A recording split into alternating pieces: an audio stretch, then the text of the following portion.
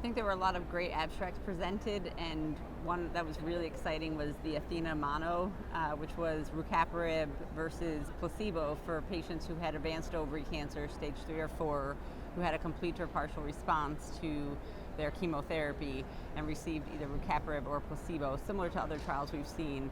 And the patients who received the rucaparib had a much longer progression-free survival in both the primary specified group, which was the patients who were homologous recombination deficient, but also the entire intent to treat population. So very reassuring that, again, PARP inhibitors help prolong progression-free survival for our patients with advanced ovary cancer. In addition to the upfront maintenance of ovarian cancer, several of the trials that were presented looked at recurrent ovarian cancer, which is of course a very difficult to treat situation.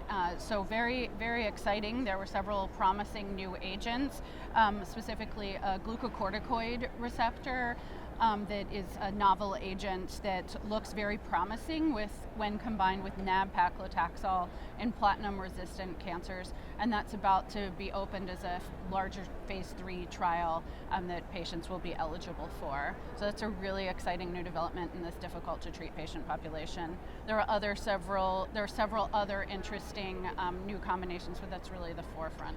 One of the really interesting findings on this study that looked at patients who had GYN cancers who got COVID.